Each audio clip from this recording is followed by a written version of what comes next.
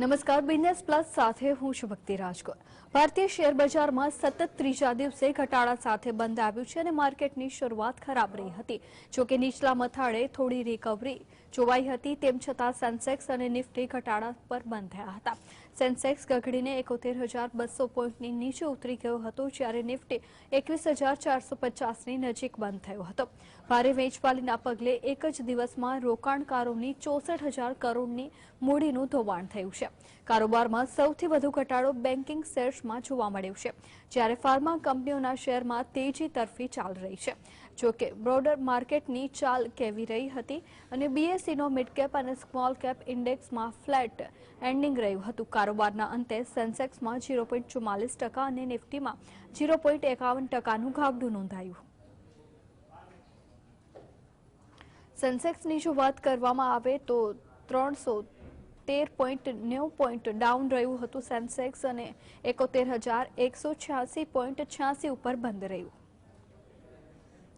નિફ્ટીની જો વાત કરવામાં આવે તો 109.70નો ઘટાડો નોંધાયો છે અને તેની સાથે જ 21,462.30 ઉપર બંધ રહ્યું। વાત કરીએ આજના હીરો શેર્સની તો સન ફાર્માનો તેમાં સમાવેશ થયો છે। તેમાં 36.75 રૂપિયાનો વધારો થયો છે અને તેની સાથે જ 1,335.75 રૂપિયા ઉપર આજે બંધ થયા હતા। સિપ્લાના શેરની જો વાત કરવામાં આવે તો તેમાં પણ 28.95 રૂપિયાનો વધારો થયો છે અને તેની સાથે જ તેના શેર 1,322.95 રૂપિયા ઉપર આજે બંધ થયા હતા। ટેક મહિન્દ્રાના શેરની જો વાત કરવામાં આવે તો તેમાં પણ 28.40નો વધારો થયો હતો અને તેની સાથે જ 1,355.15 રૂપિયા ઉપર બંધ થયા હતા।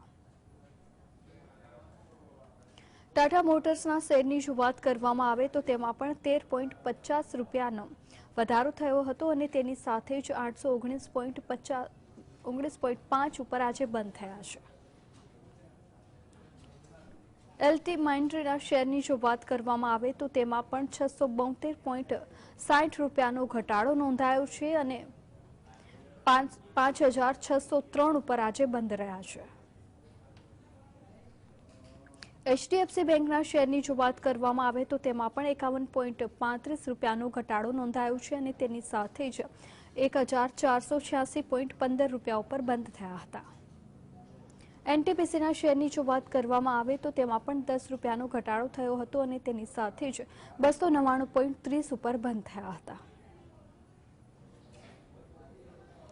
ટાઇટન કંપનીના શેરની જો વાત કરવામાં આવે તો તેમાં પણ 95.35 રૂપિયાનો ઘટાડો થયો હતો અને તેની સાથે જ 3,734.70 ઉપર બંધ રહ્યા હતા।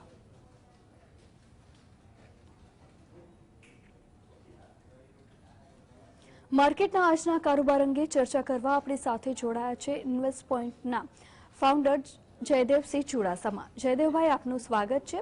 માર્કેટમાં સતત ત્રીજા દિવસે ડાકલો બોલી ગયો હતો અને વેચવાલીના પગલે સેન્સેક્સ અને નિફ્ટી ગગડીને બંધ આવ્યા છે। શું કહેશો માર્કેટની જે આ મૂવમેન્ટ જોવા મળી છે તેના વિશે? બિલકુલ, આ સપ્તાહના પ્રથમ દિવસે મતલબ કે સોમવારના દિવસે સેન્સેક્સ, નિફ્ટી અને બેંક નિફ્ટી તેના સર્વોચ્ચ શિખર ઉપર ક્લોઝ થયા હતા અને ત્યાર પછી સતત 3 દિવસ દરમિયાન ભારતીય શેર બજારમાં ઘટાડો જોવા મળી રહ્યો છે। અને આ 3 દિવસના જે ઘટાડાના મુખ્ય કારણો છે તે સ્થાનિક પણ છે અને વૈશ્વિક પણ છે।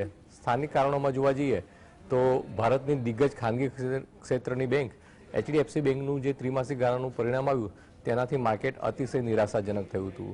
તો એચડીએફસી બેંકની આગેવાનીમાં ફ્રન્ટલાઇન જેટલી પણ ખાનગી ક્ષેત્રની બેંકો છે તેમાં એક વેચવાલી જોવા મળી હતી અને એચડીએફસી બેંકનું જો વાત કરવા જઈએ તો સેન્સેક્સ, નિફ્ટી અને બેંક નિફ્ટીમાં તેનું સારું એવું વેઇટેજ છે। તો તેના કારણે સેન્સેક્સ, નિફ્ટી અને બેંક નિફ્ટીમાં અત્યારે પણ સારું એવું દબાણ જોવા મળી રહ્યું છે। ત્યારબાદ વૈશ્વિક કારણોની જો વાત કરવા જઈએ તો અમેરિકા ખાતે નજીકના ભવિષ્યમાં વ્યાજદરમાં ઘટાડો કરવામાં આવે તેવી શક્યતા હવે પ્રમાણમાં ઘટતી જોવા મળી રહી છે। તો તેનું પણ એક નેગેટિવ રિફ્લેક્શન દુનિયાભરના બજારોની સાથે સાથે ભારતીય શેર બજારમાં જોવા મળી રહ્યું છે। અન્ય કારણની વાત કરવા જઈએ તો ચાઇનાના પણ જે આર્થિક આંકડાઓ છે તે પ્રમાણમાં થોડાક નબળા આવ્યા છે। તો તેને લઈને પણ સેક્ટર સ્પેસિફિક ભારતીય શેર બજારમાં તેની અસર જોવા મળી રહી છે। તો આ તમામ વસ્તુઓને લઈ અને છેલ્લા 3 દિવસ દરમિયાન ભારતીય શેર બજારમાં થોડીક વેચવાલી જોવા મળી રહી છે। પણ ઓવરઓલ ભારતીય અર્થવ્યવસ્થાની જો વાત કરવા જઈએ તો તેના જે બેઝિક ફંડામેન્ટલ છે તે ખૂબ જ ઇન્ટેક્ટ છે। મિડ કેપ અને સ્મોલ કેપ ઇન્ડેક્સમાં પણ સેન્સેક્સ અને નિફ્ટી કરતાં મજબૂતાઈ જોવા મળી રહી છે અને સ્ટોક સ્પેસિફિક એક્શન આ મંદીની વચ્ચે પણ જોવા મળી રહ્યા છે. ઘણી બધી કંપનીઓ તેના સર્વોચ્ચ શિખર ઉપર અથવા તો 52 સપ્તાહના ઉપલા સ્તર ઉપર પણ ટ્રેડ કરી રહી છે. તો હાલનો જે ઘટાડો છે તે ચિંતાજનક નથી અને રોકાણકાર મિત્રોને કહીશ કે ઉપલા લેવલથી ભારતીય શેરબજારમાં જે ઘટાડો આવ્યો છે તેને અવસરના રૂપમાં લેવો જોઈએ અને ક્વોલિટી કંપનીઓને આઈડેન્ટિફાઈ કરી અને તેમાં ધીરે ધીરે રોકાણ કરતા રહેવું જોઈએ. જી ચોક્કસ. આપણી સાથે એક દર્શક મિત્ર જોડાઈ ચૂક્યા છે. ઘનશ્યામભાઈ, પ્રશ્ન જણાવશો આપનો. મારે જયદીપભાઈને પૂછવું છે કે મેં 52 રૂપિયાના ભાવથી ટાઇડેન્ટ લીધા છે અને 120 રૂપિયાના ભાવથી એપોલો માઇક્રો લીધા છે અને જીઓ ફાઇનાન્સ 260 રૂપિયાના ભાવથી લીધા છે. તો આ ત્રણ એકાદ વર્ષ હોલ્ડ કરવા છે તો કરી શકાય? બિલકુલ. ટ્રાઇડન્ટ અને જીઓ ફાઇનાન્સની જો વાત કરવા જઈએ તો તેમાં 1 વર્ષ જેવો સમયગાળો પ્રમાણમાં ટૂંકો ગણી શકાય. તમારું રોકાણનો સમયગાળો 2.5 થી 3 વર્ષનો હોય તો ચોક્કસપણે આ બંને કંપનીઓના બેઝિક ફંડામેન્ટલ ખૂબ જ ઉત્કૃષ્ટ છે અને 2 થી 2.5 વર્ષ દરમિયાન તમને ચોક્કસપણે હાલના લેવલથી ખૂબ સારું વળતર પણ પ્રાપ્ત થશે. તો તમારો જે રોકાણનો સમયગાળો છે તેને થોડોક સુધારો કરો અને 2 થી 2.5 વર્ષ માટે રોકાણ કરો. અને હાલનો જે માહોલ છે તેમાં કહીશ કે કદાચ આવનારા 6 મહિના સુધી તમે જે કંપનીમાં રોકાણ કર્યું તેમાં ફ્લેટિસ કારોબાર પણ જોવા મળી શકે, પણ તેનાથી ચિંતિત થવાની બિલકુલ જરૂર નથી. આવનારા સમયમાં આ બંને કંપનીઓમાં ખૂબ સારી મજબૂતાઈના પ્રબળ સંકેતો છે.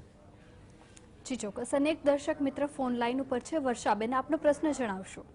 હાલો સર, મારી પાસે હેપીએસ્ટ માઇન્ડ બહુ વર્ષો જૂના છે તો એને રાખું અને ટીસીએસ, ટેક મહિન્દ્રા બધા છે તો રાખું કે વેચી દઉં એમ? બિલકુલ.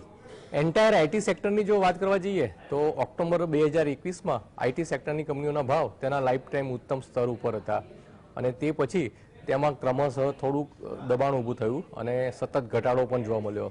પણ છેલ્લા 2-2.5 મહિના દરમિયાન સ્ટોક સ્પેસિફિક એક્શન સાથે આઈટી સેક્ટરમાં મજબૂતાઈ પણ જોવા મળી રહી છે. અને આપે હેપીએસ્ટ માઇન્ડની વાત કરી તો હાલમાં જ હેપીએસ્ટ માઇન્ડનું જે ત્રિમાસિક ગાળાનું પરિણામ આવ્યું તે થોડુંક નિરાશાજનક છે. તો તેનું એક નેગેટિવ રિફ્લેક્શન આ કંપનીના સ્ટોક પ્રાઇસમાં જોવા મળી રહ્યું છે. પણ તેનાથી તમારે ચિંતિત થવાની બિલકુલ જરૂર નથી. આવનારા સમયમાં હેપીએસ્ટ માઇન્ડમાં ખૂબ સારી મજબૂતાઈના પ્રબળ સંકેતો છે. તો ફૂલ ઓફ કોન્ફિડન્સ આ કંપનીમાં રોકાણ જાળવી રાખો. ટૂંકા ગાળે કોઈ નાના મોટા ઘટાડા આવે તો તેનાથી ચિંતિત થવાની બિલકુલ જરૂર નથી. ત્યારબાદ આપણે આઈટી સેક્ટરની ફ્રન્ટલાઇન કંપનીઓના નામ પણ આપણે જણાવ્યા, જેમાં ટીસીએસ અને ટેક મહિન્દ્રાની વાત કરીશ. તો રોકાણકાર મિત્રોને હું કહીશ કે માત્ર ટીસીએસ અને ટેક મહિન્દ્રા નહીં પણ આઈટી સેક્ટરની પ્રથમ ઓરોની ભારતની જે 5 કંપનીઓ છે TCS, Infosys, HCL techno, tech Mahindra અને વિપ્રો, આ 5 કંપનીઓમાં આગામી 1.5 થી 2 વર્ષ દરમિયાન હાલના લેવલથી ખૂબ સારી મજબૂતાઈના પ્રબળ સંકેતો છે. તો હાલમાં આ 5 કંપનીઓમાં કોઈ ઘટાડો જોવા મળે તો રોકાણકારોએ તેને તકના રૂપમાં લઈ અને તેમાં ધીમે ધીમે રોકાણ કરતા રહેવું જોઈએ. જી ચોક્કસ. જયદેવભાઈ, આપ અમારી સાથે જોડાયેલા જ રહેજો. વડોદરાથી હાલ